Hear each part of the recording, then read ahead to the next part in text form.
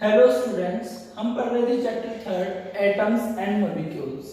इस चैप्टर में आज हमारा जो इम्पोर्टेंट कंसेप्ट है वो स्टार्ट करेंगे हम। उस कंसेप्ट का नाम है मोल कंसेप्ट। अभी तक हमने सिर्फ इसमें एटम्स एंड मॉलिक्यूल के बारे में देखा है कि एटम्स क्या होते हैं और मॉलिक्यूल्स क्या होते हैं। एटम्स का हमने एटॉमिक मास भी निकाला था। आज हमें पढ़ना है मोल कंसेप्ट। मोल कॉन्सेप्ट पढ़ने से पहले हमें तीन चीजें पता होनी चाहिए। कौन कौन सी तीन चीजें? एटॉमिक मास क्या होता है, एटॉमिक मास के बारे में पता होना चाहिए। दूसरा, हमें रिलेटिव एटॉमिक मास के बारे में पता होना चाहिए, रिलेटिव एटॉमिक मास।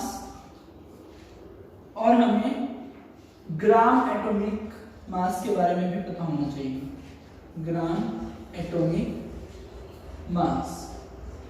इन तीनों के बारे में हम पढ़ चुके हैं प्रीवियस वीडियोस में। अब हम एक बार दोबारा से इनको देख लेते हैं क्या क्या है। एटॉमिक मास, एटॉमिक मास का क्या मतलब है? जॉन डाल्टन ने बताया था कि जो एटम होता है वो स्मॉलेस्ट यूनिट होती है किसी भी मैटर की। तो जो एटम है वो इंडिविजिबल पार्टिकल होते हैं अकॉर्डिंग टू जॉन डाल्टन। उनको जो है फर्दर डिवाइड नहीं किया जा सकता। अब एटम इतने छोटे होते हैं, स्मॉलेस्ट यूनिट होते हैं कि उनको हम जो है मेजर नहीं कर सकते, उनका वेट हम मेजर नहीं कर सकते इजीली। क्यों? क्योंकि हम एटम्स को देख ही नहीं सकते हैं फिजिकली, तो हम उनका वेट जो है वो भी मेजर नहीं कर सकते हैं। तो उनका जो वेट था वो बहुत इतना कम वेट है, इतना कम वेट होता है कि हम उसको जनरली मेजर नहीं कर सकते।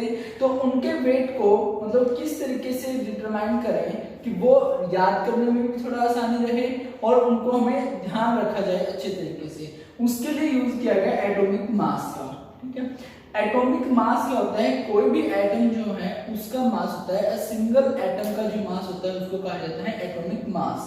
और एटॉमिक मास, जैसे हम क्या करते हैं, किसी भी चीज का वेट करते हैं नॉर्मली, तो उसको हम किलोग्राम में मेजर करते हैं। जैसे 1 किलोग्राम, 2 किलोग्राम, 13 किलोग्राम या 20 किलोग्राम, हाउ मच किलोग्राम। ठीक है, इस तरीके से हम किलोग्राम में मेजर करते हैं। तो एटम्स का वेट तो बहुत ही स्मॉल होता है, तो उनको हम किस यूनिट में मेजर करें? जो किलोग्राम है वो यूनिट है किसी भी चीज को मेजर करने के लिए, वेट मेजर करने के लिए। तो एटम्स का मास मेजर करने के लिए भी एक यूनिट हम यूज करते हैं, उसको बोला जाता है एटॉमिक मास यूनिट। क्या बोला जाता है? Atomic mass unit. जो एटॉमिक मास यूनिट है ये किसके लिए यूज की जाती है? जो एटम्स का मास होता है एटॉमिक मास, उस मास को मेजर करने के लिए हम इस यूनिट का यूज करते हैं। जैसे किलोग्राम वगैरह यूज करते हैं, ऐसे एटम्स के मास को वेट करने के लिए हम यूनिट का, एटॉमिक मास यूनिट का यूज करते हैं। इसको हम जैसे अब पूरा तो लिखेंगे नहीं एटॉमिक मास यूनिट, जैसे किलोग्राम को हम केजी लिख देते हैं, ऐसे हम एटॉमिक मास यूनिट को लिख सकते हैं AMU। A means atomic, M means mass, U means unit. ठीक है, तो ऐसे हम एटॉमिक मास यूनिट को AMU लिख सकते हैं। और आजकल जो है हम इसको लिखते हैं U से। U का मतलब होता है यूनिफाइड मास। ठीक है, हम उसको यूनिफाइड मास भी बोल देते हैं, तो उसको U से रिप्रेजेंट करते हैं। ये था एटॉमिक मास के बारे में। अब रिलेटिव एटॉमिक मास क्या होता है? क्योंकि हमें पता है जो एटॉमिक मास है वो बहुत ही स्मॉल होता है, बहुत ही कम वैल्यू होती है। ठीक है, तो उसको क्या है ना, रिलेटिव किसी के रिस्पेक्ट में हम फाइंड आउट करते हैं। जैसे रिलेटिव का मतलब क्या होता है? किसी चीज के रिस्पेक्ट में कोई चीज फाइंड आउट करना, उसको रिलेटिव बोलते हैं, जैसे एक दूसरे के रिस्पेक्ट में। ठीक है, तो जो एटम्स का मास है ना उसको जो है किसके रिस्पेक्ट में मेजर किया जाता है? कार्बन 12 के रिस्पेक्ट में मेजर किया जाता है। कार्बन 12 के रिस्पेक्ट में, कार्बन 12 का मतलब क्या है? यहाँ पर C रिप्रेजेंट करता है कार्बन को और 12 रिप्रेजेंट करता है कि कार्बन एटम जिसका एटॉमिक मास कितना है? 12 यूनिट्स है। ठीक है, तो ये आइसोटोप है कार्बन का। तो कार्बन 12 के इस आइसोटोप के रिस्पेक्ट में मेजर किया जाता है एटॉमिक मास को, उसको बोला जाता है रिलेटिव एटॉमिक मास। ठीक है, तो रिलेटिव एटॉमिक मास हम कैसे रिप्रेजेंट करते हैं? हम बोलते हैं इसको 1/12 ऑफ द कार्बन 12 एटम। यानी जो कार्बन 12 एटम है उसका 1/12 पार्ट होता है क्या? Relative atomic mass. और रिलेटिव एटॉमिक मास निकालते कैसे हैं? हमने बताया था relative atomic mass, relative atomic mass इसको निकालने के लिए हमने क्या कहा था कि जिस भी एटम का हमने रिलेटिव एटॉमिक मास निकालना है, हमें उस एटम का क्या पता होना चाहिए, एक्चुअल मास पता होना चाहिए, एक्चुअल मास पता होना चाहिए, और उसको हमें डिवाइड करना है किससे, 1/12 ऑफ कार्बन एटम से हमें क्या करना है, इसको डिवाइड करना है। जो ये यूनिट हम बोल रहे हैं 1/12 ऑफ द कार्बन एटम, ये जो चीज है इसी को बोला जाता है 1 एटॉमिक मास यूनिट। जिसे क्या बोले हम, 1 एटॉमिक मास यूनिट। 1 यू से यू क्या रिप्रेजेंट करता है, एटॉमिक मास यूनिट, और ये 1 एटॉमिक मास यूनिट इसको रिप्रेजेंट करता है 1/12 ऑफ कार्बन 12 एटम। ये कार्बन 12 एटम जो है उसके 1/12 पार्ट को रिप्रेजेंट करता है 1 एटॉमिक मास यूनिट। यहाँ पर कार्बन 12 को क्या माना गया था, रिस्पेक्ट में दिया गया था, रिलेटिव माना गया था, रेफरेंस माना गया था एटॉमिक मास निकालने के लिए। तो 1 एटॉमिक मास यूनिट किसके इक्वल है, 1/12 ऑफ द कार्बन 12 एटम के इक्वल है। ये 1 एटॉमिक मास यूनिट का क्या मतलब है, जैसे 1 किलोग्राम 1000 ग्राम के इक्वल होता है, तो वैसे 1 यूनिट हम यहाँ पर डिफाइन करते हैं ताकि हमें जितने भी यूनिट के लिए मास निकालना, हमें 12 यूनिट के लिए निकालना है तो उस 12 को मल्टीप्लाई कर देंगे 1 यू से, ठीक है। 16 के लिए निकालना है तो 16 को हम 1 यू से रिप्रेजेंट कर देंगे, तो वो टोटल मास यहाँ से निकल जाता है। और क्योंकि ये क्या है, रिलेटिव एटॉमिक मास है, ये एवरेज वैल्यू, ये क्या है, रिस्पेक्ट में एक दूसरे के रेशियो में आते हैं, तो ये एवरेज वैल्यू यहाँ पर निकलती है हमारे पास, ठीक है। इसलिए क्या होती है, एवरेज वैल्यू होती है रिलेटिव एटॉमिक मास। फिर हम बात कर रहे हैं ग्राम एटॉमिक मास की। अब ग्राम एटॉमिक मास क्या है, जिस पे कोई भी एटम है जो उसका रिलेटिव एटॉमिक मास है, जो एवरेज वैल्यू हमने निकाल लिया है रिलेटिव एटॉमिक मास, उसको हम अगर ग्राम्स में रिप्रेजेंट कर देते हैं तो वो ग्राम एटॉमिक मास निकल जाता है हमारे पास, ठीक है। तो ग्राम एटॉमिक मास क्या है, किसी भी एटम का जो एटॉमिक मास है उसको ग्राम में रिप्रेजेंट करना, वो क्या कहलाता है, ग्राम एटॉमिक मास। जैसे हाइड्रोजन एटम है, उसका रिलेटिव एटॉमिक मास कितना है, हाइड्रोजन एटम का रिलेटिव एटॉमिक मास जो है 1 यू है। ये एटॉमिक यू क्या रिप्रेजेंट करता है, एटॉमिक मास यूनिट, ठीक है। तो ये हाइड्रोजन के लिए 1 यू है, तो ग्राम में कितना हो जाएगा हाइड्रोजन का, 1 ग्राम, तो ये ग्राम एटॉमिक यूनिट होगी। कार्बन के लिए हम ऑक्सीजन के लिए हम बोल देते हैं 16 एटॉमिक यूनिट होता है। 16 का सॉरी ऑक्सीजन का जो रिलेटिव एटॉमिक मास होता है वो 16 एटॉमिक यूनिट होता है, 16 यू, ठीक है। अगर उसको ग्राम में रिप्रेजेंट कर देते हैं कि 16 ग्राम लिख देते हैं तो ये ग्राम एटॉमिक मास बन जाता है। सिर्फ क्या करना है, यूनिट यू से अगर हम जी यानी कि यूनिफाइड से अगर हम ग्राम में लिख देते हैं तो वो ग्राम एटॉमिक मास बन जाता है। ये हमारे पास रिलेटिव एटॉमिक मास होता है और ये ग्राम एटॉमिक मास में कन्वर्ट हो जाता है सिर्फ यूनिट चेंज करने से। अब यहाँ पर बात आती है कि जो 1 यूनिट जो 1 हमने बताया कि 1 एटॉमिक यूनिट की हम बात कर रहे हैं 1/12 ऑफ द कार्बन एटम, ये कैसे निकालेंगे, तो हम ये किसके इक्वल होता है, ये हम कैसे निकालते हैं, actual mass of the carbon atom divide by 1/12 of the carbon atom. तो वो कैसे आएगा, इसकी वैल्यू हमारे पास आ जाती है 1.66 into 10 raised to power -24 ग्राम, ठीक है। तो 1 एटॉमिक मास यूनिट को हम अगर ग्राम एटॉमिक मास यूनिट में लिखना है तो हम कैसे लिखेंगे कि 1 एटॉमिक मास यूनिट कितने ग्राम की होता है, 1.66 into 10 raised to power -24 ग्राम। तो ऐसे अगर हमारे पास 16 यू का पूछे तो उसके लिए हमें एक्चुअल निकालना हो, तो एक्चुअल को कैसे निकालेंगे, ये क्या होता है, एक्चुअली एक्चुअल मास निकल जाता है ग्राम्स में, ठीक है। तो अगर ऐसे हमें क्या निकालना हो, ऑक्सीजन का एक्चुअल मास निकालना हो तो हमें 1 ग्राम एटॉमिक यूनिट का पता है, तो हमारे पास 16 यू होता है, 16 एटॉमिक मास यूनिट किसका होता है, ऑक्सीजन का। अगर हम इसका एक्चुअल मास निकालना है तो वो कैसे निकलेगा, जो ये 1 एटॉमिक मास यूनिट है उसको 16 से मल्टीप्लाई, क्यों, क्योंकि 16 को हम कैसे लिख सकते हैं, 1 × 16 यू, ठीक है। और 16 को आगे ले लो और ये बन गया हमारे पास 1 यू, और 1 यू की वैल्यू ग्राम्स में कितनी होती है, 1.66 into 10 raised to power -24। तो इसको हम लिख सकते हैं 16 × 1.66 into 10 raised to power -24 ग्राम। तो जो ये वैल्यू आएगी हमारे पास रहती है actual mass of the oxygen atom, ठीक है। अब इसके बाद हम स्टार्ट करते हैं अपना मोल कंसेप्ट होता क्या है। अब हम देखते हैं मोल कंसेप्ट के बारे में। मोल कंसेप्ट क्या होता है, यहाँ पर मोल का क्या मतलब है, हम ये चीजें सीखनी है, ठीक है। जैसे हम नॉर्मल लाइफ में हम क्या करते हैं, जैसे हमारे पास कुछ यूनिट्स होते हैं, जैसे डजन की हम बात करें तो 1 डजन की अगर हम बात करें तो 1 डजन कितने किसके इक्वल होता है, 1 डजन इज इक्वल टू 12। 12 क्या, कोई भी थिंग जैसे बनाना हो सकते हैं या कोई भी चीज है, ठीक है। अगर हम डजन यूज कर रहे हैं तो वो चीज हमें कितनी मिलेंगी, 12, ठीक है। तो 1 12 थिंग्स हम लिख सकते हैं, या फिर नंबर ऑफ थिंग्स आप लिख सकते हो, ठीक है। तो 12 थिंग्स, या फिर आप इसको डायरेक्ट नंबर ही लिख सकते हो, यानी कि 12, यानी कि 1 डजन कितने के इक्वल होता है, 12 नंबर ऑफ थिंग्स के इक्वल होते हैं। ऐसे अगर हम बात कर लेते हैं ग्रोस की, तो 1 ग्रोस जो होता है ये भी एक यूनिट होती है मेजरिंग की, और ग्रोस जो होता है वो 144 थिंग्स के इक्वल होता है, नंबर ऑफ थिंग्स के इक्वल होता है, ठीक है। इसी तरीके से और भी बहुत सारी यूनिट है, जैसे हम पेयर की बात कर लेते हैं, 1 पेयर, तो कोई भी एक पेयर है उसमें कितनी चीजें होती हैं हमारे पास, 2 चीजें होती हैं, 2 थिंग्स हम लिख सकते हैं, ठीक है, या फिर आप नंबर भी बोल सकते हो। पेयर कैसे बोल रहे हैं, जैसे पेयर में क्या होता है, शूज का हम बोलते हैं शू लेके आ रहे हैं, ठीक है, उनके लिए पेयर कितना, एक पेयर में कितने होते हैं, 2, ऐसे चप्पल्स का भी एक पेयर 2 थिंग्स होती हैं, ठीक है।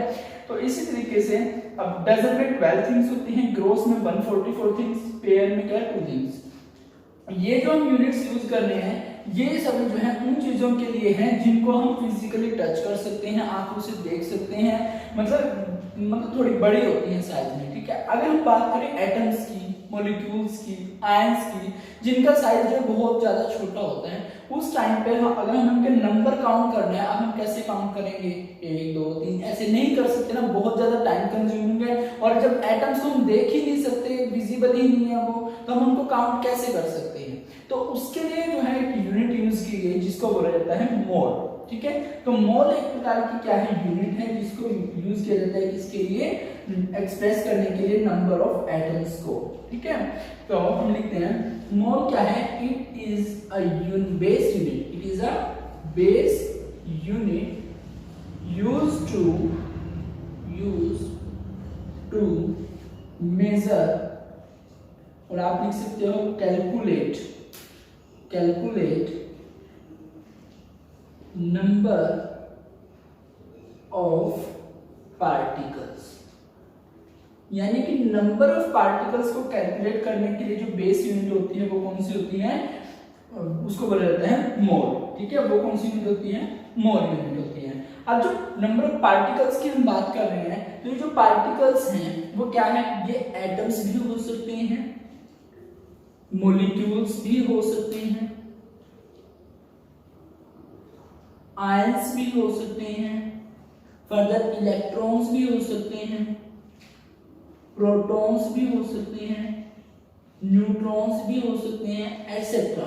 यानी कि ये जो है पार्टिकल्स जो बात कर रहे हैं वो स्मॉल पार्टिकल्स की बात कर रहे हैं, वो जिनको हम इजीली कैलकुलेट नहीं कर सकते हैं, जिनके नंबर्स हम कैलकुलेट नहीं कर सकते हैं। तो जब हमें एटम्स, मॉलिक्यूल्स, आयंस, इलेक्ट्रॉन्स, इन सबको कैलकुलेट करना है कि कितने नंबर प्रेजेंट है हमारे पास, कोई वॉल्यूम दिया है या फिर कुछ मास दे दिया इनका, उसमें नंबर बताने में कितने नंबर प्रेजेंट है, तो हम ऐसे नहीं बता सकते हैं। तो उसके लिए क्या है, हमें मोल का यूज करना पड़ता है। तो मोल क्या है, एक बेस यूनिट है, जैसे हमारे मैथमेटिक्स में डजन, ग्रोस और पेयर इस तरीके की चीजें होती हैं। तो जैसे 12 हमें पता है कि 1 डजन किसके इक्वल है, 12 थिंग्स के, ऐसे 1 ग्रोस किसके इक्वल है, 144 थिंग्स के, 1 पेयर किसके इक्वल है, 2 थिंग्स के। तो ऐसे हमारे पास 1 मोल भी किसी ना किसी वैल्यू के इक्वल होगा, और वो 1 मोल की जो वैल्यू होती है वो इक्वल होती है 1 mole is equal to 6.022 into 10 raised to power 23 particles आप लिख सकते हो,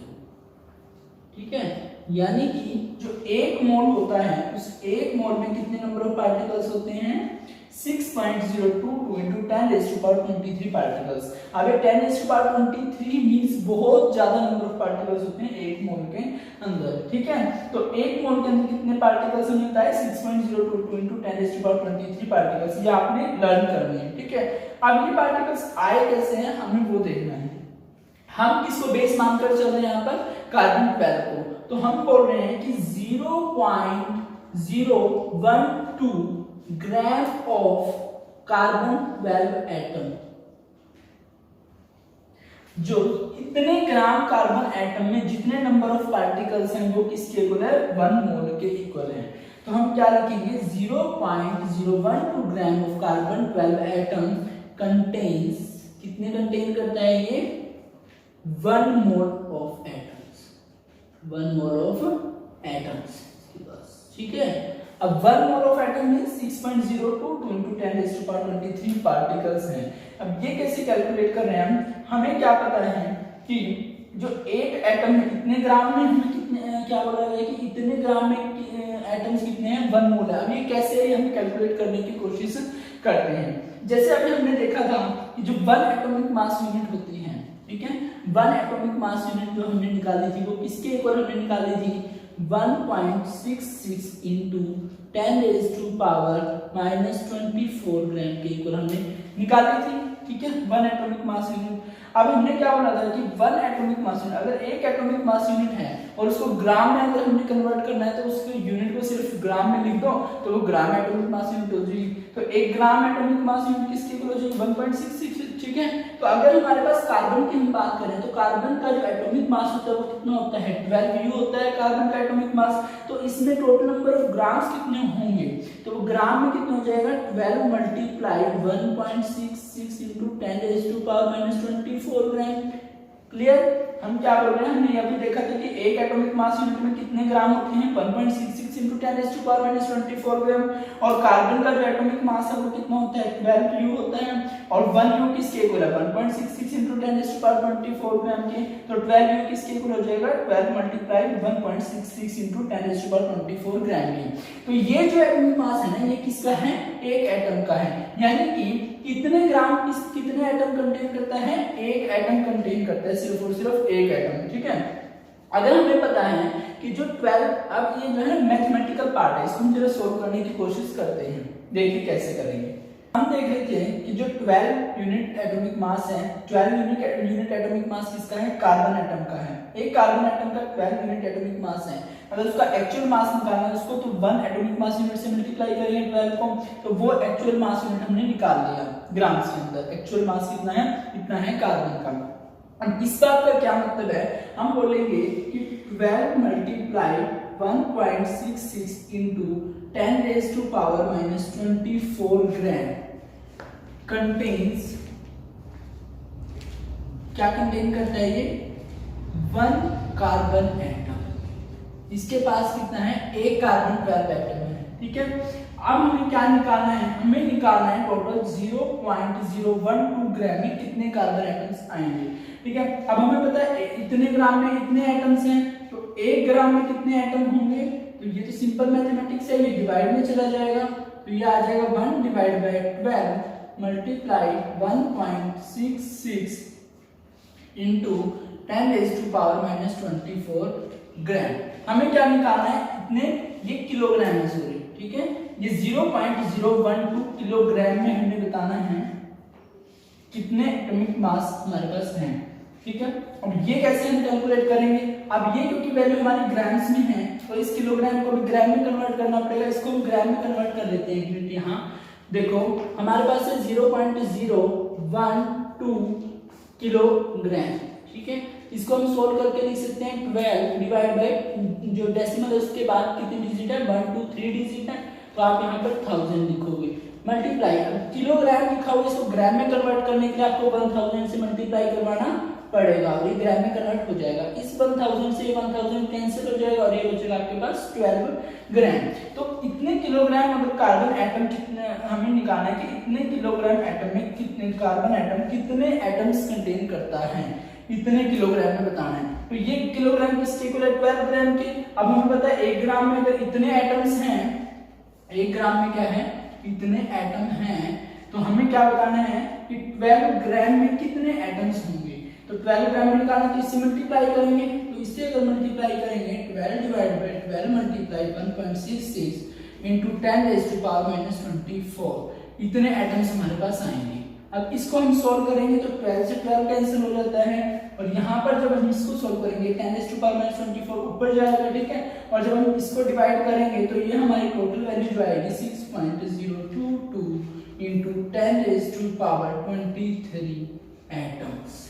क्लियर, यानी कि जो 12 ग्राम है किसी कार्बन 12 एटम के उसमें कितने एटम्स होते हैं इतने, यानी कि अगर हम 12 ग्राम लेते हैं कार्बन एटम्स का तो उसमें नंबर ऑफ एटम्स कितने हैं, इतने नंबर ऑफ एटम्स हैं, ठीक है। तो हम इस तरीके से निकाल सकते हैं नंबर ऑफ एटम्स। पर हमने देखा है कि ये इतने नंबर ऑफ एटम्स किसके इक्वल है, हमने बोले हैं 1 मोल के, तो ये किसके इक्वल आ गया 1 मोल के।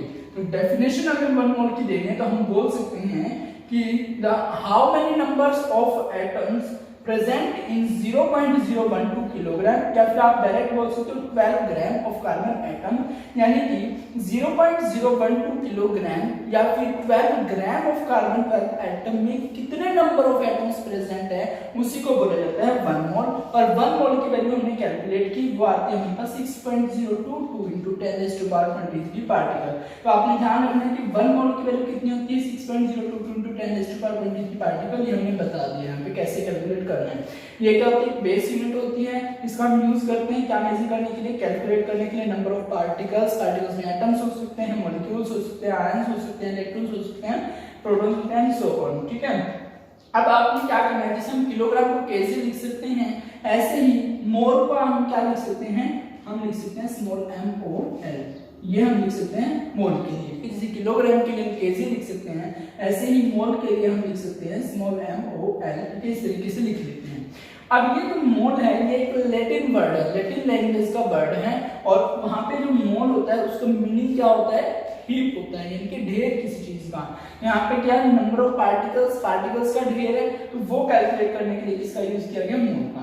और जो ये वैल्यू आ रही है ना 1 mole is equal to 6.022 into 10⁻23 atoms, इसको बोला जाता है एवोगैड्रो नंबर। क्यों? क्योंकि ये किसने दिया था, एवोगैड्रो जो साइंटिस्ट है उन्होंने दिया था, इसीलिए इसको क्या कहा जाता है, एवोगैड्रो नंबर कहा जाता है। इसको लिखते कैसे हैं, डिनोट कैसे करते हैं, वो देख लेते हैं जरा। हम क्या बोल रहे हैं कि 1 मोल is equal to 6.022 into 10⁻23 atoms. ठीक है, पार्टिकल्स लिख सकते हो आप यहाँ पे, एटम्स पार्टिकल्स की, एटम्स की बात करें एटम्स होंगे, मॉलिक्यूल की बात करें मॉलिक्यूल्स होंगे, आयंस की बात करें तो आयंस होंगे। ठीक है, तो 1 मोल किसकी इक्वल है, 6.022 into 10⁻23 पार्टिकल्स और एटम्स आप बोल सकते हो। और जो ये नंबर आया है इस नंबर को बोला जाता है एवोगैड्रो नंबर, एवोगैड्रो